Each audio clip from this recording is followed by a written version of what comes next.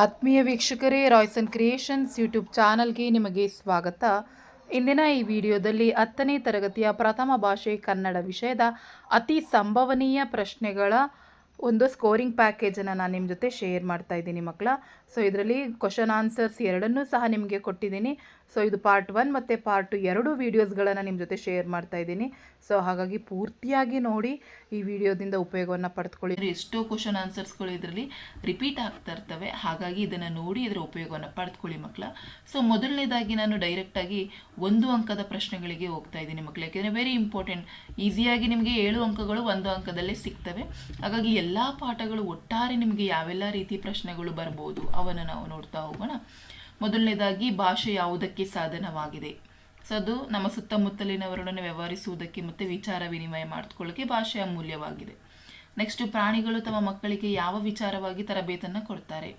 ಚಲನವಲನಗಳ ವಿಚಾರವಾಗಿ, ಆಹಾರ ವಿಹಾರಗಳ ವಿಚಾರವಾಗಿ ತರಬೇತು ಕೊಡ್ತಾರೆ. ಸೊ ನಿಮ್ಮ ಆನ್ಸರ್ ಎಕ್ಸಾಕ್ಟ್ ಆಗಿರಲಿ, ನಿಖರವಾಗಿ ನಿರ್ದಿಷ್ಟವಾಗಿದ್ರೆ ನಿಮಗೆ 1 ಅಂಕಗಳು ಸಿಗ್ತದೆ ಮಕ್ಕಳ. ನೆಕ್ಸ್ಟ್, ಮನುಷ್ಯನಿಗೆ ಲೆಕ್ಕವಿಡುವಂಥ ಅವಶ್ಯಕತೆ ಯಾವಾಗ ಉಂಟಾಯಿತು?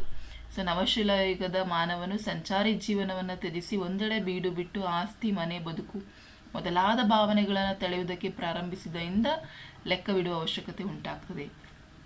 ನೆಕ್ಸ್ಟ್, ಎಣ್ಣೆ ತುಪ್ಪದ ಮಿಶ್ರಣ ಬೇಡವೆಂದವರು ಯಾರು? ಕವಿ ನಯಸೇನ. ಕನ್ನಡಕ್ಕೆ ಪರ್ಷಿಯನ್ ಶಬ್ದಗಳು ಯಾವಾಗ ಬರ್ತವೆ? ಸೊ ಮಹಮ್ಮದೀಯರ ಆಳ್ವಿಕೆಯ ಕಾಲದಲ್ಲಿ ಬರ್ತದೆ. ನೆಕ್ಸ್ಟ್, ಭಗವದ್ಗೀತೆಯನ್ನು ರಚಿಸಿದವರು ಯಾರು? ವೇದವ್ಯಾಸರು. ಹುಲಿಗೆ ಪರಮಾನಂದವಾಗಲು ಕಾರಣವೇನು? ಶಾನುಭೋಗರ ದುಂಡಾದ ಶರೀರವನ್ನು ನೋಡಿ ಹುಲಿಗೆ ಪರಮಾನಂದವಾಗ್ತದೆ. ನೋಡಿ, ತುಂಬ ಈಸಿ ಇದೆ. ಸೊ ಎಲ್ಲ ಕ್ವಶನ್ಸ್ಗಳು ಇದರೊಳಗಡೆ ಇರೋ ಕ್ವಶನ್ಸ್ಗಳು ಬರ್ತವೆ ಮಕ್ಕಳ, ಹಾಗಾಗಿ ಈ ರೀತಿ ಕ್ವಶನ್ಸ್ನೇ ಪ್ರಾಕ್ಟೀಸ್ ಮಾಡ್ಕೊಳ್ಳಿ. ನೆಕ್ಸ್ಟು, ಶಾನುಭೋಗರಿಗೆ ತಲೆ ಸುತ್ತಲು ಕಾರಣವೇನು? ಹುಲಿಗೆ ತಮ್ಮ ಮುಖದರ್ಶನವಾಗದಂತೆ ತಪ್ಪಿಸಿಕೊಳ್ಳುವಂತಹ ದೊಂಬರಾಟದಲ್ಲಿ ಶಾನುಭೋಗರಿಗೆ ತಲೆ ಸುತ್ತಲಾರಂಭಿಸ್ತದೆ. ನೆಕ್ಸ್ಟ್, ಶಾನುಭೋಗರ ಬ್ರಹ್ಮಾಸ್ತ್ರ ಯಾವುದು? ಕರ್ದಿ ಪುಸ್ತಕ. ಇದು ಮೋಸ್ಟ್ ರಿಪೀಟೆಡ್ ಕ್ವಶನ್ ಆಗಿದೆ. ನೆಕ್ಸ್ಟ್, ಹಸಿದು ಮಲಗಿದ್ದ ಹುಲಿಯು ಏನೆಂದು ಯೋಚಿಸಿತು? ಹಸಿದು ಮಲಗಿದ್ದ ಹುಲಿಯು ವಿಧಿ ಆಹಾರಕ್ಕೆ ಏನನ್ನು ಒದಗಿಸುವುದು ಅಂತ ಹೇಳಿ ಯೋಚಿಸ್ತದೆ. ನೆಕ್ಸ್ಟ್, 11ನೇ ಪ್ರಶ್ನೆ, ಲಂಡನ್ನಿನ ಪೇಟೆಯಲ್ಲಿರುವ ಸ್ಟೇಷನರಿ ಅಂಗಡಿಯ ಹೆಸರು ಹೋಲ್ವರ್ತ್. ಸೊ ನೆಲ್ಸನ್ ಮೂರ್ತಿಯವರ ಇರುವಂತಹ ಸ್ಥಳ ಟ್ರಾಫಲರ್ ಸ್ಕ್ವೇರ್ ಆಗಿರ್ತದೆ ಮಕ್ಕಳ. ಇಲ್ಲಿರುವಂಥವು ಎಲ್ಲ 1 ವರ್ಡ್ ಆನ್ಸರ್ಸ್ ಕ್ವಶನ್. ಇದಿಷ್ಟನ್ನು ನೋಡ್ಕೊಳ್ಳಿ, 100% ಇದರೊಳಗೆ ನಿಮಗೆ 7 ಕ್ವಶನ್ಸ್ ರಿಪೀಟ್ ಆಗ್ತದೆ. ಹಾಗಾಗಿ ಚೆನ್ನಾಗಿ ಪ್ರಾಕ್ಟೀಸ್ ಮಾಡ್ಕೊಳ್ಳಿ. ಪ್ರತಿಯೊಂದು ಕ್ವಶನ್ನು ನೀವು ಪ್ರಾಕ್ಟೀಸ್ ಮಾಡ್ಕೋಬೇಕಾಗ್ತದೆ. ನೆಕ್ಸ್ಟ್, ವೆಸ್ಟ್ ಮಿನಿಸ್ಟರ್ ಅಬೆ ಯಾರ ಸ್ಮಾರಕವಾಗಿದೆ? ಇದು ಸಾರ್ವಭೌಮರ, ಕವಿಪುಂಗದವರ ಮತ್ತು ಸತ್ತವರ ಸ್ಮಾರಕವಾಗಿದೆ. ನೆಕ್ಸ್ಟ್, ಆಂಗ್ಲ ಸಾಮ್ರಾಜ್ಯದ ವೈಭವ ಕಂಡುಬರುವಂತಹ ಓಣಿ ಯಾವುದು ಕೇಳಿದರೆ ಸೊ ಅದು ಚೇರಿಂಗ್ ಕ್ರಾಸ್ ಆಗಿರ್ತದೆ. ನೆಕ್ಸ್ಟ್, ಕೌಸಂಬಿಯ ಅರಸ ಯಾರು? ಅತಿಬಳ. ಸೋಮಶರ್ಮ ಕಾಶ್ಯಪಿಯರ ಮಕ್ಕಳ ಹೆಸರೇನು? ಅಗ್ನಿಭೂತಿ ಮತ್ತು ವಾಯುಭೂತಿ. ಇದಂತೂ ಮರೆಯೋಕೆ ಆಗೋದಿಲ್ಲ, ಸೊ ಹಾಗಾಗಿ ಡೈರೆಕ್ಟಾಗಿ ನೀವು ಬರೀತೀರಾ. ನೆಕ್ಸ್ಟ್, 17ನೇ ಪ್ರಶ್ನೆ, ಕಾಶ್ಯಪಿ ವಿದ್ಯಾಭ್ಯಾಸಕ್ಕಾಗಿ ತನ್ನ ಮಕ್ಕಳನ್ನು ಯಾರ ಬಳಿಗೆ ಕಳುಹಿಸಿದಳು? ಕಾಶ್ಯಪಿ ವಿದ್ಯಾಭ್ಯಾಸಕ್ಕಾಗಿ ತನ್ನ ಮಕ್ಕಳನ್ನು ಅಣ್ಣನಾದ ಸೋಮಶರ್ಮನ ಬಳಿಗೆ ಕಳಿಸ್ತಾಳೆ. ನೆಕ್ಸ್ಟ್, ಸೂರ್ಯಮಿತ್ರನು ತನಗೆ ಕಾಶ್ಯಪಿ ಎಂಬ ತಂಗಿ ಇಲ್ಲ ಎಂದು ಹೇಳಲು ಕಾರಣವೇನು? ಸೊ ಯಾಕೆಂತ ಹೇಳಿದರೆ, ಸೂರ್ಯಮಿತ್ರ ತಾನು ಸೋದರ ಮಾವನೆಂದು ತಿಳಿದರೆ ಸಲುಗೆಯುಂಟಾಗಿ ತಂಗಿ ಮಕ್ಕಳು ವಿದ್ಯೆ ಯಾವುದನ್ನು ಕಲಿಯೋದಿಲ್ಲ ಅಂತ ಯೋಚಿಸಿ ನನಗೆ ತಂಗಿನೇ ಇಲ್ಲ ಅಂತ ಹೇಳಿ ಹೇಳ್ತಾನೆ. ನೆಕ್ಸ್ಟ್, 19ನೇದು, ಪಂಡಿತರಾದಂಥ ಅಗ್ನಿಭೂತಿ ವಾಯುಭೂತಿಯರಿಗೆ ದೊರೆತ ಪದವಿ ಯಾವುದು? ಅದು ಮಂತ್ರಿ ಪದವಿ ಆಗಿರ್ತದೆ ಮಕ್ಕಳ. ನೆಕ್ಸ್ಟ್, ಕುಂಪಣಿ ಸರ್ಕಾರ ಹೊರಡಿಸಿದ ಆದೇಶ ಏನು? ಅದು ಕುಂಪಣಿ ಸರ್ಕಾರದ ಅನುಮತಿ ಇಲ್ಲದೆ ಭಾರತೀಯರು ಶಸ್ತ್ರಾಸ್ತ್ರಗಳನ್ನು ಹೊಂದುವಂತಿಲ್ಲ ಮತ್ತು ತಮ್ಮಲ್ಲಿರುವ ಎಲ್ಲ ಆಯುಧಗಳನ್ನು ಸರ್ಕಾರಕ್ಕೆ ಒಪ್ಪಿಸಬೇಕಾಗಿರುತ್ತೆ. ಇದು ಅದರ ಆದೇಶ ಆಗಿರ್ತದೆ. ನೆಕ್ಸ್ಟ್, 21ನೇ ಪ್ರಶ್ನೆ, ಹಲಗಲಿಯ 4 ಪ್ರಮುಖರು ಯಾರು? ಪೂಜೇರಿ ಹನುಮ, ಬ್ಯಾಡರ ಬಾಲ, ಜಡಗ ರಾಮ. ನೆಕ್ಸ್ಟ್, 22ನೇ ಪ್ರಶ್ನೆ, ಹಲಗಲಿಯ ಗುರುತು ಉಳಿಯದಂತಾಯಿತು ಏಕೆ? ಏಕೆಂದರೆ ಹಲಗಲಿಯ ಮೇಲೆ ಬ್ರಿಟಿಷ್ ಸರ್ಕಾರದ ದಂಡು ದಾಳಿ ಮಾಡಿ ಬೆಂಕಿ ಹಚ್ಚಿದ್ದರಿಂದ ಹಲಗಲಿಯ ಗುರುತು ಉಳಿಯದಂತಾಗ್ತದೆ. 23ನೇ ಪ್ರಶ್ನೆ, ಯಾವ ಘಟನೆ ಹಲಗಲಿಯ ಲಾವಣಿಗೆ ಕಾರಣವಾಗಿದೆ? ಸೊ ಹಲಗಲಿಯ ಬಂಟರ ಹತಾರದ ಕದನ ಹಲಗಲಿ ಲಾವಣಿಗೆ ಕಾರಣವಾಗಿದೆ. ನೆಕ್ಸ್ಟ್, ಹಲಗಲಿ ಗ್ರಾಮ ಎಲ್ಲಿದೆ? ಸೊ ಅದು ಮುದೋಳು ಸಂಸ್ಥಾನದಲ್ಲಿ ಇದೆ. ಸೊ ಇಂದಿನ ಬಾಗಲಕೋಟೆ ಅಂತೇಳಿ ಬರೆದ್ರೂ ಅಂಕ ಸಿಗ್ತದೆ. ನೆಕ್ಸ್ಟ್, ದ್ರೋಣನು ಪರಶುರಾಮರಲ್ಲಿಗೆ ಹೇಗೆ ಬಂದನು? ಅವನು ದ್ರವ್ಯವನ್ನು ಅಥವಾ ಹಣವನ್ನು ಬೇಡುವುದಕ್ಕೆ ಬರ್ತಾನೆ. ನೆಕ್ಸ್ಟ್ 26ನೇ ಪ್ರಶ್ನೆ, ದ್ರೋಣನು ಯಾರೊಡನೆ ಪರಶುರಾಮನ ಬಳಿಗೆ ಬರ್ತಾನೆ? ಸೊ ಅಶ್ವತ್ಥಾಮನೊಡನೆ ಪರಶುರಾಮನ ಬಳಿಗೆ ಬರ್ತಾನೆ. ನೆಕ್ಸ್ಟ್ ಪರಶುರಾಮನು ದ್ರೋಣನಿಗೆ ಕೊಟ್ಟಂತ ಪ್ರಧಾನ ಅಸ್ತ್ರಗಳು ಯಾವ್ಯಾವು? ಸೊ ಪರಶುರಾಮನು ದ್ರೋಣನಿಗೆ ವಾರುಣ, ವಾಯುವ್ಯ, ಅಗ್ನಿಯ, ಇಂದ್ರಾದಿ ಪ್ರಧಾನ ಅಸ್ತ್ರಾಸ್ತ್ರಗಳನ್ನು ಕೊಡ್ತಾನೆ. ನೆಕ್ಸ್ಟ್ ದ್ರುಪದನು ಪಡೆಯಲಿನಿಗೆ ಏನೆಂದು ಹೇಳಿ ಕಳುಹಿಸ್ತಾನೆ? ದ್ರುಪದನು ಪಡೆಯಜನಿಗೆ ದ್ವಾರಪಾಲಕನಿಗೆ ಅಂತ ಹೇಳಿ ಕರಿತೀವಿ. ಅಂಥವನನ್ನು ನಾನು ತಿಳಿದಿಲ್ಲ, ಅವನನ್ನು ಹೊರಕ್ಕೆ ತಳ್ಳು ಅಂತ ಹೇಳಿ ಹೇಳ್ತಾನೆ. ಪುಟ್ಟಪೋರಿಯು ಏನು ಮಾಡುತ್ತಿದ್ದಳು? ಪುಟ್ಟಪೋರಿ ಮುಸುರೆಯನ್ನು ತಿಕ್ಕುತ್ತಿದ್ದಳು. ಅಮ್ಮ ಎಲ್ಲಿ ಮಲಗಿದ್ದಳು? ಅಮ್ಮ ಗುಡಿಸಲಿನಲ್ಲಿ ಮಲಗಿದ್ದಾಳೆ. ಮತ್ತೆ ಪುಟ್ಟಪೋರಿಯ ಅಮ್ಮ ಹೇಗೆ ಮಲಗಿದ್ದಾಳೆ ಅಂತಲೂ ಕೇಳ್ತಾರೆ ಮಕ್ಕಳು. ಅದು ಗುರುತ್ತಾ ಮಲಗಿದ್ದಾಳೆ. ಆ ಪ್ರಶ್ನೆನೂ ಸಹ ಇಂಪಾರ್ಟೆಂಟ್ ಆಗಿರುತ್ತೆ. ನೆಕ್ಸ್ಟ್ ಯಾರಿಗೆ ವಸಂತ ಮುಖ ತೋರಲಿಲ್ಲ? ಕಮ್ಮಾರ, ನೇಕಾರ, ಕಂಬಾರ, ಕೇರಿಯ ಮಾರ ಇವರಿಗೆ ವಸಂತ ಮುಖ ತೋರಲಿಲ್ಲ. ಪುಟ್ಟಿಯ ಹೆಸರೇನು? ಗುಡಿಸಲೊಳಗೆ ಬರಲು ವಸಂತ ಎದರಿದನೆ, ಹರಿದ ಚಿಂದಿ ಬಟ್ಟೆಗಳನ್ನು ಕಂಡು ಅವನು ಮರುಗಿದನೆ. ಸೊ ಇವು ಪುಟ್ಟಿಯ ಪ್ರಶ್ನೆಗಳಾಗಿವೆ. ಸೊ ಇದಿಷ್ಟು ನೀವು ಚೆನ್ನಾಗಿ ಪ್ರಾಕ್ಟೀಸನ್ನು ಮಾಡ್ಕೊಳ್ಳಿ ಮಕ್ಕಳ. ಸೊ ಇದರೊಳಗಡೆ ನಿಮಗೆ ಆಲ್ಮೋಸ್ಟ್ ಕ್ವಶನ್ಸು ಕವರ್ ಆಗಿರ್ತದೆ, ಹಾಗಾಗಿ ನೋಡ್ಕೊಳ್ಳಿ. ನೆಕ್ಸ್ಟ್ ನಾವು 2-3 ವಾಕ್ಯದಲ್ಲಿ ನಮಗೆ 20 ಅಂಕಗಳು, ಯಾಕೆಂದರೆ 10 ಪ್ರಶ್ನೆಗಳು ಬರ್ತದೆ ಮಕ್ಕಳ, ಹಾಗಾಗಿ ಎಲ್ಲ ಪ್ರಶ್ನೆಗಳನ್ನು ನಾವು ಓದ್ಕೋಬೇಕಾಗ್ತದೆ. ನೆಕ್ಸ್ಟ್ ಮೊದಲನೇದಾಗಿ ವ್ಯಾವಹಾರಿಕ ಮತ್ತು ಗ್ರಾಂಥಿಕ ಭಾಷೆಯ ಲಕ್ಷಣವೇನು? ಸೊ ಇದಂತೂ ರಿಪೀಟೆಡ್ ಆಗಿ ಕೇಳ್ತಾರೆ. ವ್ಯಾವಹಾರಿಕ ಭಾಷೆ ಅಂದರೆ ಜೀವದ ಭಾಷೆ ಆಗಿರ್ತದೆ, ಜನರು ಮಾತನಾಡ್ತಾರೆ, ವ್ಯವಹರಿಸ್ತಾರೆ. ಉದಾಹರಣೆಗೆ ಕನ್ನಡ, ತಮಿಳು, ತೆಲುಗು, ತುಳು ಇವೆಲ್ಲ ಅದಕ್ಕೆ ಬರ್ತದೆ. ಗ್ರಾಂಥಿಕ ಅಂದರೆ ಗ್ರಾಂಥಿಕ ಭಾಷೆಯು ಅಭಿವೃದ್ಧಿ ಹೊಂದಿ ಗ್ರಂಥ ರಚನೆಯಲ್ಲಿ ಉಪಯೋಗವಾಗದ ಭಾಷೆ ಆಗಿರ್ತದೆ. ಸೊ ಇದಿಷ್ಟು ಬರೀಬೇಕು. ನೆಕ್ಸ್ಟ್ ಲಿಪಿಯ ಜಾಡು ಆರಂಭಗೊಂಡ ಬಗೆ ಹೇಗೆ? ಸೊ ಯಾವುದೇ ಓದು ಬರಹವಿಲ್ಲದ ಹಳ್ಳಿಯ ಕೆಲಸಗಾರನಾದರೂ ಸರಿಯೇ ತಾನು ದಿನಗೆಲಸಕ್ಕೆ ಹೋದ ಲೆಕ್ಕವನ್ನು ಗೋಡೆಯ ಮೇಲೆ ದಿನಂಪ್ರತಿ ಒಂದೊಂದು ಗೆರೆ ಎಳೆದು ಗುರುತಿಸಿ ಕೊನೆಯಲ್ಲಿ ಎಣಿಸಿ ಸಂಬಳವನ್ನು ಪಡೆಯುತ್ತಾನೆ. ಹೀಗೆ ಹಾಲು ಮಾರುವವರು ಸಹ ಲೆಕ್ಕವಿಡುವುದುಂಟು. ಪ್ರಾಕ್ತನ ವಿಮರ್ಶಕರು ಸುಮೇರ್, ನೈಲ್, ಕ್ರಿಟಗಿರಿ ಇತ್ಯಾದಿ ಪ್ರದೇಶಗಳಲ್ಲಿ ಉಪಲಬ್ಧವಾದ ಅತ್ಯಂತ ಪುರಾತನ ಅವಶೇಷಗಳಲ್ಲಿ ವ್ಯಾಪಾರ ವ್ಯವಹಾರ ಲೆಕ್ಕಗಳಿಗೆ ಸಂಬಂಧಿಸಿದಂತೆ ಈ ರೀತಿಯ ಲಿಪಿ ಸಾಕ್ಷಿಗಳನ್ನು ಕಂಡುಕೊಂಡಿದೆ. ನೆಕ್ಸ್ಟ್ ಲಿಪಿಯ ಮೂಲಕ ಜ್ಞಾನ ಭಂಡಾರ ಯಾವ ರೀತಿ ಭದ್ರವಾಯಿತು? ಸೊ ಆಲ್ರೆಡಿ ನಿಮಗೆ ಗೊತ್ತಿರುತ್ತೆ ಮಕ್ಕಳು, ನೋಡ್ಕೊಳ್ಳಿ ಆನ್ಸರನ್ನು ಯಾವ ರೀತಿ ಬರಿಬೇಕು ಅಂತ ಹೇಳಿ. ನೆಕ್ಸ್ಟ್ 4ನೇ ಕ್ವಶನ್, ಕನ್ನಡ ಭಾಷೆ ಹದಗೊಂಡದ್ದು ಹೇಗೆ? ಸೊ ಬಸವೇಶ್ವರ, ಅಲ್ಲಮ್ಮ ಪ್ರಭುಗಳಂತಹ ಶರಣವರೇಣ್ಯರು, ಚಾಮರಸ, ಕುಮಾರವ್ಯಾಸರಂತಹ ಕವಿಪುಂಗರು, ಪುರಂದರದಾಸ, ಕನಕದಾಸರಂತಹ ದಾಸಶ್ರೇಷ್ಠರು ಸುಲಭ ಮಾರ್ಗವನ್ನು ತುಳಿತಾರೆ. ಅವರು ತಮ್ಮ ತಮ್ಮ ಅನುಭವಗಳ ಸಾರವನ್ನು ಸಹಜವೂ ಸುಂದರವೂ ಸುಲಭವೂ ಆದ ಮಾತುಗಳಿಂದ ಹೃದಯ ಮುಟ್ಟುವಂತೆ ಅಭಿವ್ಯಕ್ತಪಡಿಸಿದರು. ಹೀಗೆ ಕನ್ನಡ ಭಾಷೆ ಹದಗೊಂಡಿದೆ. ನೆಕ್ಸ್ಟ್ ಆಂಗ್ಲ ಭಾಷೆ ವಿಶ್ವವ್ಯಾಪಿಯಾಗಲು ಕಾರಣವೇನು? ಸೊ ಅದಕ್ಕೂ ಸಹ ಆನ್ಸರ್ಸ್ ಇಲ್ಲಿದೆ ನೋಡಿ. ಈ ಪ್ರಶ್ನೆನೂ ಸಹ ಇಂಪಾರ್ಟೆಂಟ್ ಆಗಿರುತ್ತೆ, ನೋಡ್ಕೊಳ್ಳಿ ಈ ಪ್ರಶ್ನೆಯನ್ನು. ನೆಕ್ಸ್ಟ್ ನಾಲ್ವಡಿ ಕೃಷ್ಣರಾಜರ ಒಡೆಯರ ಕಾಲದಲ್ಲಿ ಯಾವ ಕ್ಷೇತ್ರಗಳು ಸ್ವಯಂ ಆಡಳಿತ ಕ್ಷೇತ್ರಗಳಾದವು? ಸೊ ಇದು ಸಹ ಮೋಸ್ಟ್ ರಿಪೀಟೆಡ್ ಆಗಿ ಕೇಳ್ತಾ ಇರ್ತಾರೆ ಮಕ್ಕಳ. ಒಂದು ಗ್ರಾಮ ನೈರ್ಮಲೀಕರಣ, ವೈದ್ಯಕೀಯ ಸಹಾಯ, ವಿದ್ಯಾ ಪ್ರಚಾರ, ನೀರಿನ ಸೌಕರ್ಯ, ಪ್ರಯಾಣ ಸೌಲಭ್ಯ. ನೆಕ್ಸ್ಟ್ ನಾಲ್ವಡಿ ಕೃಷ್ಣರಾಜರ ಕಾಲದಲ್ಲಿ ಯಾವ ನೀರಾವರಿ ಯೋಜನೆಗಳು ಕಾರ್ಯರೂಪಕ್ಕೆ ಬರ್ತವೆ? 1900ರಲ್ಲಿ ಕಾವೇರಿ ನದಿ ನೀರಿನಿಂದ ಪ್ರಾರಂಭಿಸಿದ ಶಿವನ ಸಮುದ್ರ ಜಲವಿದ್ಯುತ್ ಯೋಜನೆ, 1907ರಲ್ಲಿ ವಾಣಿ ವಿಲಾಸ ಸಾಗರ ಅಣೆಕಟ್ಟು, 1911ರಲ್ಲಿ ಕೃಷ್ಣರಾಜ ಸಾಗರ ಅಣೆಕಟ್ಟು ನಿರ್ಮಾಣ ಹೊಂದವೆ. 8ನೇ ಪ್ರಶ್ನೆ, ವಿಶ್ವೇಶ್ವರಯ್ಯನವರು ಶಿಕ್ಷಣದ ಬಗ್ಗೆ ಏನೆಂದು ಹೇಳಿದ್ದಾರೆ? ಸೊ ಆಧುನಿಕ ಶಿಕ್ಷಣವು ಎಲ್ಲ ಸಮಸ್ಯೆಗಳಿಗೂ ಪರಮೋಚ್ಚ ಪರಿಹಾರ. ಶಿಕ್ಷಣವು ಸಂಜೀವಿನಿ. ಶಿಕ್ಷಣಕ್ಕಾಗಿ ಶಿಕ್ಷಣವಿರಬೇಕು. ಅದು ಪ್ರಗತಿಪರ ರಾಜ್ಯದಲ್ಲೇ ಕೆಲವೇ ಜನರ ಸೊತ್ತಾಗದೆ ಎಲ್ಲರ ಆಜನ್ಮಸಿದ್ಧ ಹಕ್ಕಾಗಬೇಕು ಅಂತ ಹೇಳಿ ತಿಳಿಸ್ತಾರೆ. 9ನೇದು, ನೆಹರು ಅವರು ವಿಶ್ವೇಶ್ವರಯ್ಯನವರ ಬಗ್ಗೆ ಏನೆಂದು ಹೇಳಿದ್ದಾರೆ?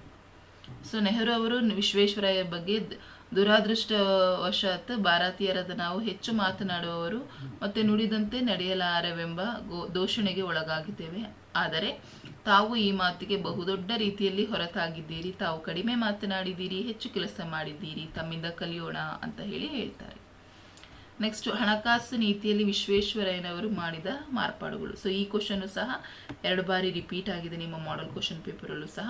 ಸೊ ಇವರು 1913ರಲ್ಲಿ ಮೈಸೂರು ಬ್ಯಾಂಕನ್ನು ಸ್ಥಾಪಿಸ್ತಾರೆ. ಕೈಗಾರಿಕೆಗಳ ಅಭಿವೃದ್ಧಿಗೆ ಫೆಡರಲ್ ಬ್ಯಾಂಕ್, ಕೈಗಾರಿಕಾ ಹೂಡಿಕೆ ಅಭಿವೃದ್ಧಿ ನಿಧಿಗಳನ್ನು ಸ್ಥಾಪಿಸ್ತಾರೆ.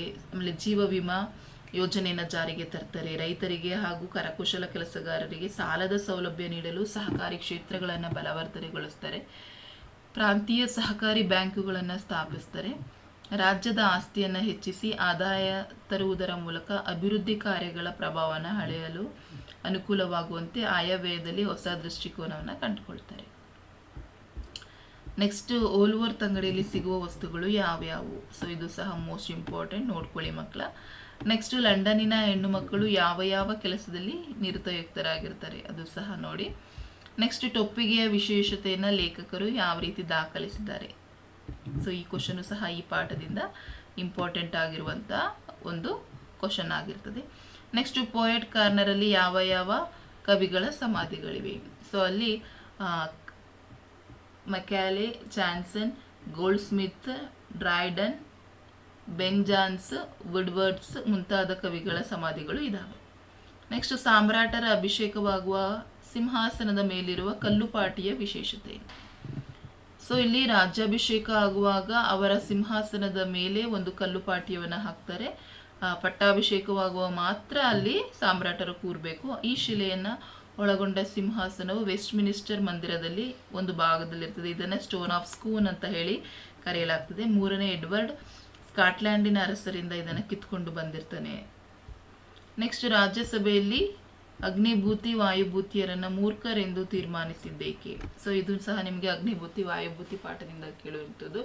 ಸೊ ಯಾಕೆ ಅವರನ್ನ ಮೂರ್ಖರು ಅಂತ ಹೇಳಿ ಕೇಳ್ತಾರೆ ಅಂದರೆ, ಅಗ್ನಿಭೂತಿ ಮತ್ತು ವಾಯುಭೂತಿಯರ ತಂದೆಯ ಮರಣದ ನಂತರ ಅವರಿಬ್ಬರನ್ನ ರಾಜರ ಆಸ್ಥಾನಕ್ಕೆ ಕರೆಸಿದಾಗ ನೀವು ಯಾವ ವಿದ್ಯೆ ಕಲಿತಿದ್ದೀರಿ ಅಂತ ಕೇಳಿದಾಗ ಅವರು ತಲೆ ತಗ್ಗಿಸಿ ಕಣ್ಣೀರನ್ನು ಹಾಕ್ತಾ ಕಾಲಿನಿಂದ ನೆಲದ ಮೇಲೆ ಬರೆಯುತ್ತಾ ನಿಂತ್ಕೊಳ್ತಾರೆ. ಯಾಕೆಂತ ಹೇಳಿದರೆ ಅವರು ಯಾವುದೇ ವಿದ್ಯೆಯನ್ನು ಕಲ್ತಿರೋರಿಲ್ಲ, ಅವರು ಸಪ್ತ ವ್ಯಸನಿಗಳಾಗಿರ್ತಾರೆ. ಹಾಗಾಗಿ ಅವ್ರನ್ನ ಮೂರ್ಖರೆಂದು ತೀರ್ಮಾನಿಸಲಾಗ್ತದೆ. ಅಗ್ನಿಭೂತಿ ವಾಯುಭೂತಿಯರು ಸೂರ್ಯಮಿತ್ರನಿಂದ ಕಲಿತ ವಿದ್ಯೆಗಳು ಯಾವ್ಯಾವು? ವೇದದ 6 ಅಂಗಗಳಾದ ಶಿಕ್ಷಾ, ಕಲ್ಪ, ವ್ಯಾಕರಣ, ನಿರುಕ್ತ, ಛಂದಸ್ಸು, ಜ್ಯೋತಿಷ್ಯಗಳು, 18 ಧರ್ಮಶಾಸ್ತ್ರಗಳು, ಮೀಮಾಂಸೆ, ತರ್ಕಶಾಸ್ತ್ರ, ವ್ಯಾಕರಣ, ಪ್ರಮಾಣ, ಛಂದಸ್ಸು, ಅಲಂಕಾರ ಶಾಸ್ತ್ರ. ಸೊ ಈ ರೀತಿ ಎಲ್ಲ ರೀತಿಯ ವಿದ್ಯೆಗಳನ್ನು ಅವರು ಕಲ್ತಿರ್ತಾರೆ. ಹಾಗಾಗಿ ಇದನ್ನು ಸಹ ನೋಡ್ಕೊಳ್ಳಿ. ನೆಕ್ಸ್ಟ್, ಅಗ್ನಿಭೂತಿ ವಾಯುಭೂತಿಯರಿಗೆ ವಿದ್ಯಾಭ್ಯಾಸದ ನಂತರ ಮಾವನೆಂದು ಹೇಳಲು ಕಾರಣವೇನು? ಯಾಕೆಂತ ಹೇಳಿದರೆ ಈಗ ಆಲ್ರೆಡಿ ಅವರು ಎಲ್ಲ ವಿದ್ಯೆಗಳನ್ನು ತಿಳಿದುಕೊಂಡಿದ್ದಾರೆ ಮತ್ತು ಅವರಿಗೆ ಒಂದು ವಿದ್ಯಾಭ್ಯಾಸವನ್ನು ಕಲ್ತಿರೋದ್ರಿಂದ ತಾನು ಏನು ಹೇಳಿದ್ರು ಅವ್ರು ಅರ್ಥ ಮಾಡ್ಕೊಳ್ತಾರೆ ಅನ್ನೋವಂಥ ಒಂದು ಇದಿರುತ್ತದೆ. ಅದೇ ರೀತಿ ಅವರೇನಾದರೂ ನಾನೇ ಮಾವ ಸೋದರ ಮಾವ ಅಂತ ಹೇಳಿದರೆ ಸಲುಗೆ ಕೊಟ್ಟಿದ್ರೆ ಅವರು ಕಲಿಯೋದಿಲ್ಲ, ಗರ್ವಿಷ್ಠಿಗಳಾಗ್ತಾರೆ ಅಂತ ಹೇಳಿ ಅವರು ಮುಂಚೆ ಹೇಳೋದಿಲ್ಲ. ತದನಂತರ ಎಲ್ಲ ವಿದ್ಯೆಯನ್ನು ಕಲಿತ ನಂತರ ನಾನೇ ಮಾವ ಅಂತ ಹೇಳಿ ತಿಳಿಸ್ತಾನೆ. ನೆಕ್ಸ್ಟ್, ಸೂರ್ಯಮಿತ್ರ ಮಾವನೆಂದು ತಿಳಿದಾಗ ವಾಯುಭೂತಿಯರ ಪ್ರತಿಕ್ರಿಯೆ ಏನಾಗ್ತದೆ? ಸೊ ಆಗ ಹೌದು ಅವ್ರೇನಂತ ಹೇಳ್ತಾರೆ ಅಂದರೆ, ನಾವು ಭಿಕ್ಷೆ ಬೇಡಿ ಅಲೆದಾಡಿ ತಂದ ಅನ್ನಕ್ಕೆ ಎಣ್ಣೆಯನ್ನು ಸೇರಿಸಲು, ಉಪ್ಪನ್ನು ಸೇರಿಸಲು ಮಜ್ಜಿಗೆಯನ್ನು ಸಹ ಅವರು ಕೊಡಲಿಲ್ಲ, ತಲೆಗೆ ಹಚ್ಚಲು ಎಣ್ಣೆಯನ್ನಾದರೂ ಕೊಡಲಿಲ್ಲ, ತಾನು ಮಾತ್ರ ದಿವ್ಯವಾದ ಆಹಾರಗಳನ್ನು ಊಟ ಮಾಡುತ್ತಿದ್ದ, ಹಬ್ಬದ ದಿವಸದಲ್ಲೂ ಸಹ ಅವರಿಗೆ ಊಟವನ್ನು ಹಾಕಿಲ್ಲ ಅಂತ ಹೇಳಿ ಅದ್ರ ಬಗ್ಗೆನೇ ಅವರು ಮಾತಾಡ್ತಾರೆ. ನೆಕ್ಸ್ಟ್, ಹಕ್ಕಿಯ ಹಾರಾಟವನ್ನು ಆಕಾಶಕ್ಕೆ ಹೇಗೆ ಹೋಲಿಸಿದ್ದಾರೆ? ಸೊ ತಮರಹಿತ ಸಮದೃಷ್ಟಿಯಿಂದ ಕೂಡಿದ ನೀಲ ಮೇಘಮಂಡಲ ಸಮಬಣ್ಣದಲ್ಲಿ ಹಕ್ಕಿಯು ಕಾಲದ ದೈತ್ಯತೆಯನ್ನು ಸಂಕೇತಿಸುವಂತಹ ಹಾಗೆ ಮುಗಿಲಿಗೆ ರೆಕ್ಕೆಗಳನ್ನು ಮೂಡಿಸುತ್ತಾ ರೆಕ್ಕೆಗಳನ್ನು ಬೀಸುತ್ತಾ ಹಾರುತ್ತಿದೆ. ಈ ಹಕ್ಕಿಯ ನಕ್ಷತ್ರ ಮಾಲೆಯನ್ನು ಸಿಕ್ಕಿಸಿಕೊಂಡು ಸೂರ್ಯಚಂದ್ರನ ತನ್ನ ಕಣ್ಣುಗಳನ್ನಾಗಿ ಮಾಡಿಕೊಂಡಿವೆ. ಸೊ ಈ ರೀತಿ ಅದನ್ನು ವರ್ಣಿಸಿ ಬರೆಯಿರಿ ಮಕ್ಕಳ. ನೆಕ್ಸ್ಟ್, ಹೊಸಗಾಲದ ಹಸು ಮಕ್ಕಳನ್ನು ಹಕ್ಕಿ ಹೇಗೆ ಎರೆಸಿದೆ? ಈ ಕ್ವಶನ್ ಇಂಪಾರ್ಟೆಂಟ್ ಆಗಿರುತ್ತೆ. ನೆಕ್ಸ್ಟ್, ಹಕ್ಕಿಯು ಯಾವ ಮೇರೆ ಮೀರಿ ನೀರನ್ನು ಹೀರಿದೆ? ಅದು ಸಹ ಇಂಪಾರ್ಟೆಂಟ್. ನೆಕ್ಸ್ಟ್, ಅಲಗಲಿಯ ಬೇಡರು ದಂಗೆ ಏಳಲು ಕಾರಣವೇನು? ಯಾಕೆ ದಂಗೆ ಹೇಳ್ತಾರೆ? ನೆಕ್ಸ್ಟ್, ನಾನಿಲ್ಲಿ ಆನ್ಸರ್ನ ಹೇಳ್ತಾ ಹೋಗ್ತಿಲ್ಲ ಮಕ್ಕಳ, ಜಸ್ಟ್ ಕ್ವಶನನ್ನು ಕೊಡ್ತಾ ಹೋಗ್ತಿದ್ದೀನಿ. ಟಿಕ್ ಮಾಡಿಕೊಂಡು ಪ್ರಾಕ್ಟೀಸ್ ಮಾಡ್ಕೊಳ್ಳಿ. ಅಲಗಲಿಗೆ ದಂಡು ಬರಲು ಕಾರಣವೇನು? ಏನಕ್ಕೆ ಬರ್ತದೆ? ಮತ್ತು ದಂಡು ಹಲಗಲಿಯ ಮೇಲೆ ಹೇಗೆ ದಾಳಿಯನ್ನು ನಡೆಸುತ್ತೆ? ಯಾವ ರೀತಿ ಅಲಗಲಿಯ ಮೇಲೆ ದಾಳಿಯನ್ನು ನಡೆಸುತ್ತೆ? ಸಿಕ್ಕವರೆಲ್ಲರನ್ನ ಕರುಣೆ ಇಲ್ಲದೆ ಎಲ್ಲರನ್ನ ಗುಂಡೊಡೆದು ಸಾಯಿಸ್ತಾರೆ. ಬ್ರಿಟಿಷರು ದಂಡಿನ ಸಿಪಾಯಿಗಳ ಹಲಗಲಿಯ ಬೇಡರು ಬೆನ್ನತ್ತಿ ಕೊಲ್ತಾರೆ. ಸೊ ಎಲ್ಲರನ್ನ ಕೊಲ್ತಾ ಹೋಗ್ತಾರೆ. ನೆಕ್ಸ್ಟ್, ಲಾವಣಿಗಳನ್ನು ಹೇಗೆ ವೀರಗೀತೆ ಎನ್ನಲಾಗಿದೆ? ಅಲಗಲಿಯ ಬೇಡರು ಜಾನಪದ ಲಾವಣಿಯ ಮುಖ್ಯ ಆಶಯ ಭಾವವನ್ನು ತಿಳಿಸಿ. ನೆಕ್ಸ್ಟ್ ಜಲಿಯನ್ ವಾಲಾಬಾಗ್ನಲ್ಲಿ ಶಾಂತಿಯುತ ಸಭೆ ಯಾವಾಗ ನಡೆಯಿತು? ಅದು 1919 ಏಪ್ರಿಲ್ 13ರಂದು ನಡೆಯುತ್ತದೆ. ನೆಕ್ಸ್ಟ್ ಭಗತ್ ಸಿಂಗ್ ಜಲಿಯನ್ ವಾಲಾಬಾಗ್ ಮಣ್ಣಿನ ಕುರಿತು ತನ್ನ ತಂಗಿಗೆ ಏನಂತ ಹೇಳ್ತಾಳೆ? ಇದು ಬಹಳ ಪೂಜನೀಯವಾದ ಮಣ್ಣು. ಜಲಿಯನ್ ವಾಲಾಬಾಗ್ ಹತ್ಯಾಕಾಂಡದಲ್ಲಿ ಹುತಾತ್ಮರಾದವರ ರಕ್ತದಿಂದ ಈ ಮಣ್ಣು ಒದ್ದೆಯಾಗಿದೆ ಅಂತ ಹೇಳ್ತಾರೆ. ನೆಕ್ಸ್ಟ್ ಅಮಾಯಕ ಭಾರತೀಯರ ಮೇಲೆ ಗುಂಡಿನ ಮಳೆಗರೆದ ಅಧಿಕಾರಿಯ ಹೆಸರು? ಸೊ ಅದು 1 ಮಾರ್ಕ್ಸ್ ಇಂದು ಮಕ್ಕಳ ಇದು question. Lieutenant governor general Dyer. Next Bhagat ಸಿಂಗ್ನ ಜಲಿಯನ್ ವಾಲಾಬಾಗ್ ಮಾರಣ ಹೋಮದಿಂದ ತೆಗೆದುಕೊಂಡ ನಿರ್ಧಾರವೇನು? ಕ್ರಿಯಾ ಸ್ವಾತಂತ್ರ್ಯ ಎಂದರೇನು? ಸೊ ಇವೆಲ್ಲ ಮೋಸ್ಟ್ ಇಂಪಾರ್ಟೆಂಟ್ ಕ್ವಶನ್ಸ್ ಆಗಿರ್ತದೆ. ನೆಕ್ಸ್ಟ್ ರಾಜಕೀಯ ಸ್ವಾತಂತ್ರ್ಯದ ಮಹತ್ವವೇನು? ಅಂದವಾದ ಬರವಣಿಗೆಯ ಬಗ್ಗೆ ಗಾಂಧೀಜಿ ಅಭಿಪ್ರಾಯವೇನು? ಈ ಕ್ವಶನ್ ಅಂತೂ ನಿಮ್ಗೆ ಗೊತ್ತಿದೆ ಮಕ್ಕಳ, ತುಂಬ ಬಾರಿ ರಿಪೀಟ್ ಆಗಿದೆ, ನೋಡ್ಕೊಳ್ಳಿ. Next unto the last ಕೃತಿ ಗಾಂಧೀಜಿಯವರ ಮೇಲೆ ಯಾವ ರೀತಿ ಪ್ರಭಾವವನ್ನು ಬೀರ್ತದೆ? ವಿವೇಕಾನಂದರ ದೃಷ್ಟಿಯಲ್ಲಿ ದೇಶದ ಪ್ರಗತಿ ಸ್ಥಿರವಾಗುವುದು ಯಾವಾಗ? ಬಾಳಿನಲ್ಲಿ ತೃಪ್ತಿ ದೊರೆಯಬೇಕಾದರೆ ಏನು ಮಾಡಬೇಕೆಂದು ವಿವೇಕಾನಂದರು ಅಭಿಪ್ರಾಯಪಟ್ಟಿದ್ದಾರೆ? ಆ ಕ್ವಶನ್ಸು. ಸೊ ಇವೆಲ್ಲವನ್ನು ನೀವು ನೋಡ್ಕೊಳ್ಳಿ. ನೆಕ್ಸ್ಟ್ ಇಲ್ಲಿ ಅಕ್ಕ ಮಹಾದೇವಿಯ ವಚನದ ಅಂಕಿತ ಯಾವುದು? ಚಲನ ಮಲ್ಲಿಕಾರ್ಜುನ. 1 word answer. ಅಕ್ಕ ಮಹಾದೇವಿಯು ಯಾವುದನ್ನು ಹಾನಿ ಎಂದಿದ್ದಾಳೆ? ನಾನು ಹಿಂದೆ ಮಾಡಿದ ಹೀನಗಳನ್ನೆಲ್ಲವನ್ನ ತಂದು ಮುಂದುಳಿಸುವುದು ನಿಮಗೆ ಹಾನಿ ಎಂದಿದ್ದಾಳೆ. ಅರಿಯದವರೊಡನೆ ಸಂಘ ಮಾಡಿದರೆ ಆಗುವ ಪರಿಣಾಮವೇನು? ಸೊ ಅವರು ಕಲ್ಲನ್ನು ಹೊಡೆದು ಕಿಡಿಯನ್ನು ತೆಗೆದುಕೊಂಡಂತಾಗ್ತದೆ. ನೆಕ್ಸ್ಟ್ ಭಗವಂತನಲ್ಲಿ ಶರಣಾಗುವ ಭಾವ ಅಕ್ಕ ಮಹಾದೇವಿಯ ವಚನದಲ್ಲಿ ಹೇಗೆ ವ್ಯಕ್ತವಾಗಿದೆ? ಈ ಕ್ವಶನ್. ಅಂಡ್ ಜ್ಞಾನಿ ಅಜ್ಞಾನಿಗಳ ಸಂಘದ ಬಗೆಗಿನ ಅಕ್ಕ ಮಹಾದೇವಿಯರ ಅಭಿಪ್ರಾಯ. ಸೊ ಈ ಒಂದು ಪೂರಕ ಪಾಠದಲ್ಲಿ ನಿಮಗೆ ಈ ಕ್ವಶನ್ ತುಂಬ ಇಂಪಾರ್ಟೆಂಟ್ ಮಕ್ಕಳ, ತುಂಬ ಬಾರಿ ಕ್ವಶನ್ ರಿಪೀಟ್ ಆಗ್ತದೆ. ಜ್ಞಾನಿ ಅಜ್ಞಾನಿಗಳ ಸಂಘದ ಬಗೆಗಿನ ಅಕ್ಕ ಮಹಾದೇವಿಯ ಅಭಿಪ್ರಾಯ. ಅಲ್ಲೇನಿಲ್ಲ, ಅಜ್ಞಾನಿಗಳೊಡನೆ ಸಂಘವನ್ನ ಮಾಡಿದರೆ ಕಲ್ಲನ್ನು ಹೊಡೆದು ಕಿಡಿಯನ್ನು ತೆಗೆದುಕೊಂಡಂತೆ, ಅದೇ ರೀತಿ ಜ್ಞಾನಿಗಳೊಡನೆ ಸಂಘವನ್ನ ಮಾಡಿದರೆ ಮೊಸರನ್ನು ಕಳೆದು ಬೆಣ್ಣೆಯನ್ನು ತೆಗೆದಂತೆ ಜ್ಞಾನ ದೊರೆಯುತ್ತದೆ. ಹಾಗೆಯೇ ಶರಣರ ಸಂಘವನ್ನ ಮಾಡಿದರೆ ಕರ್ಪೂರದ ಬೆಟ್ಟವನ್ನು ಉರಿಯು ಕರಗಿಸಿದಂತೆ ಅಜ್ಞಾನವನ್ನೆಲ್ಲ ಕಳೆಯುತ್ತದೆ ಅಂತ ಹೇಳಿ ಜ್ಞಾನಿ ಅಜ್ಞಾನಿಗಳ ಬಗ್ಗೆ ಅಕ್ಕ ಮಹಾದೇವಿ ತಿಳಿಸಿದ್ದಾರೆ. ನೆಕ್ಸ್ಟ್ 43ನೇದು ಚಪ್ಪರದ ಗದ್ದಲದ ನಡುವೆ ಗೋವಿಂದ ಪೈ ಅವರಿಗೆ ಕೇಳಿಸಿದ ಹಾಡನ್ನು ಬರೆಯಿರಿ. ನೆಕ್ಸ್ಟ್ ನೆನಪಿನಲ್ಲಿ ಹಚ್ಚೆ ಚುಚ್ಚಿದಂತಿರುವ ಆ ದಿನದ ಬಗ್ಗೆ ಗೋವಿಂದ ಪೈ ಅವರು ಏನೆಂದು ಹೇಳಿದ್ದಾರೆ? ಮಂಗಳೂರಿನಲ್ಲಿ ಮರಾಠಿ ನಾಟಕ ಮಂಡಳಿಯವರು ಆಡಿದ ನಾಟಕಗಳು ಗೋವಿಂದ ಪೈ ಅವರ ಮೇಲೆ ಬೀರಿದ ಪರಿಣಾಮವನ್ನು ವಿವರಿಸಿ. ನೆಕ್ಸ್ಟ್ ಬಿಲ್ಹಬ್ಬ ಕೃತಿಯನ್ನು ರಚಿಸಿದ ವಸುದೇವ ಪ್ರಭು ಅವರಿಗೆ ಏನಾಯಿತು? ಅವರು ಅದನ್ನು ಹೇಗೆ ನಿವಾರಿಸಿಕೊಂಡರು? ಗೋವಿಂದ ಪೈ ಅವರು ಪ್ರಾಸ ಬಿಟ್ಟು ನಿರ್ಧರಿಸಿ ಕವನ ರಚಿಸಿದ ಸಂದರ್ಭವನ್ನು ವಿವರಿಸಿ. ಗುರುಪದೇಶದ ಗುಣವನ್ನು ಪಟ್ಟಿ ಮಾಡಿ. ರಾಜರ ಪ್ರಕೃತಿ ಹೇಗಿರ್ತದೆ? ಸೊ ಇಂಪಾರ್ಟೆಂಟ್ ಕ್ವಶನ್ಸ್ ಇದೆಲ್ಲ ನೋಡ್ಕೊಳ್ಳಿ. ನೆಕ್ಸ್ಟ್ ಗುರುಪದೇಶವನ್ನು ಯಾರಿಗೆ ಮೆಚ್ಚುಗೆಯಾಗುವುದಿಲ್ಲ? ಸೊ ಇದಿಷ್ಟು ಕ್ವಶನ್ ಆನ್ಸರ್ಸ್ ನಿಮಗೆ 2 ಅಂಕದಲ್ಲಿ ನೋಡ್ಕೊಳ್ಳಿ ಮಕ್ಕಳ, ವೆರಿ ಇಂಪಾರ್ಟೆಂಟ್. ಸೊ ಇದಿಷ್ಟು ನಿಮಗೆ ನೋಡಿ, 10 ಅಂಕ ಸಿಗ್ತದೆ, ಅಲ್ಲಿಗೆ 7 ಅಂಕ. ತದನಂತರ ಕವಿ ಪರಿಚಯ, ಇವು ಡೆಫಿನೆಟ್ ಕ್ವಶನ್ಸ್, 6 ಅಂಕ ಸಿಗ್ತದೆ ಮಕ್ಕಳ. ಸೊ ಇಲ್ಲಿ ನೀವೇನು ಮಾಡಬೇಕಾಗ್ತದೆ ಅಂದರೆ ವಾಕ್ಯ ರೂಪದಲ್ಲಿ ಬರಿಬೇಕು, ಅದನ್ನು ನೀವು ಕಲ್ತ್ಕೊಳ್ಳಿ ಮಕ್ಕಳ. ನಿಮ್ಮ ಭಾಷಾ ಶೈಲಿ ತುಂಬ ಚೆನ್ನಾಗಿರಬೇಕು. ಮತ್ತು ಇಲ್ಲಿ ಕವಿಯ ಅವರ ಸ್ಥಳ ಗೊತ್ತಿರಬೇಕು, ಅವರ ಕಾಲ ಗೊತ್ತಿರಬೇಕು, ಕೃತಿಗಳು ಮತ್ತು ಪ್ರಶಸ್ತಿ, ಈ 4 ಕಲ್ತ್ಕೊಂಡಿರಿ. ಸೊ ಈಸಿಯಾಗಿ ನೋಡಿ, A.N. ಮೂರ್ತಿರಾವ್ ಅಂತ ಇದೆ. So A.N. ಮೂರ್ತಿರಾವ್ ಅವರು ಕ್ರಿಸ್ತಶಕ 1900ರಲ್ಲಿ ಮಂಡ್ಯ ಜಿಲ್ಲೆಯ ಹಕ್ಕಿ ಹೆಬ್ಬಾಳ್ನಲ್ಲಿ ಜನಿಸ್ತಾರೆ. ಇವರ ಪೂರ್ಣ ಹೆಸರು ಹಕ್ಕಿ ಹೆಬ್ಬಾಳು ನರಸಿಂಹ ಮೂರ್ತಿರಾವ್. ಹಗಲುಗನಸುಗಳು, ಅಲೆಯುವ ಮನ, ಅಪರವಯಸ್ಕ, ಅಮೆರಿಕ ಯಾತ್ರೆ, ಮಿನುಗು ಮಿಂಚು, ಪೂರ್ವ ಸೂರ್ಯಗಳೊಡನೆ, ಚಂಡಮಾರುತಿಗೆ ಮೊದಲಾದ ಪ್ರಮುಖ ಕೃತಿಗಳನ್ನು ಬರೆದಿದ್ದಾರೆ.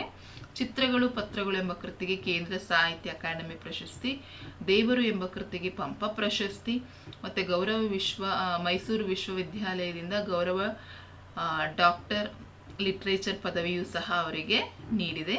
ಸೊ ಈ ರೀತಿ ಪ್ರತಿಯೊಂದನ್ನು ನೀವು ಏನು ಮಾಡಬೇಕು, ವಾಕ್ಯ ರೂಪದಲ್ಲಿ ಬರೀಬೇಕು ಮಕ್ಕಳ. ಹಾಗಾಗಿ ಎಲ್ಲ ಕವಿಗಳ ಬಗ್ಗೆನೂ ಇಲ್ಲಿದೆ ನೋಡಿ. Next D.S. ಜಯಪ್ಪ ಗೌಡ, ಇವರು 1947ರಲ್ಲಿ ಚಿಕ್ಕಮಗಳೂರು ಜಿಲ್ಲೆಯ ಮೂಡಿಗೆರೆ ತಾಲೂಕಿನಲ್ಲಿ ಜನಿಸ್ತಾರೆ. ಸೊ ಅದನ್ನು ನೋಡ್ಕೊಳ್ಳಿ. ನೆಕ್ಸ್ಟ್ ದೇವನೂರು ಮಹಾದೇವ, ಸಾರಾ ಅಬುಬಕರ್. ಸೊ ಇವೆಲ್ಲ ಕೇಳುವಂತಹ ಕ್ವಶನ್ಗಳೇ ಮಕ್ಕಳ. ಹಾಗಾಗಿ ಇದಿಷ್ಟು ಕೊಟ್ಟಿರೋದನ್ನ ಪ್ರಾಕ್ಟೀಸ್ ಮಾಡ್ಕೊಳ್ಳಿ. ದರಾ ಬೇಂದ್ರೆ ಅವರ ಬಗ್ಗೆ, ರನ್ನಾ ಅವರ ಬಗ್ಗೆ, ಅದೇ ರೀತಿ ಮುಂದುವರೆದು ಕುವೆಂಪು ಮತ್ತು ಪಂಪ ಕವಿ. ಸೊ ಇವರ ಬಗ್ಗೆನೂ ಸಹ ತುಂಬ ಬಾರಿ ಕೇಳ್ತಾ ಇರ್ತಾರೆ. ಸೊ ಇವಿಷ್ಟು ಇವುಗಳನ್ನು ನೀವು ಚೆನ್ನಾಗಿ ಅಭ್ಯಾಸವನ್ನು ಮಾಡಿಕೊಳ್ಳೇಬೇಕು ಮಕ್ಕಳ. Very important question. ಏಕೆಂತ ಹೇಳಿದರೆ ಇಷ್ಟರಲ್ಲಿ ನಿಮಗೆ 6 ಅಂಕಗಳು ಸಿಗ್ತವೆ. ಈ 8 ಕವಿಗಳ ಬಗ್ಗೆ ಹೆಚ್ಚಾಗಿ ನಮಗೆ ಇವ್ರ ಬಗ್ಗೆನೇ ಕೇಳ್ತಾ ಇರ್ತಾರೆ. ಸೊ ಇವುಗಳನ್ನೇ ನೀವು ಹೆಚ್ಚಾಗಿ ಅಭ್ಯಾಸ ಮಾಡ್ಕೊಳ್ಳಿ. ಇದು ಬಿಟ್ಟು ನೀವು ಎಕ್ಸ್ಟ್ರಾ ಯಾವುದನ್ನು ನೋಡೋಕೆ ಹೋಗಬೇಡಿ ಮಕ್ಕಳ.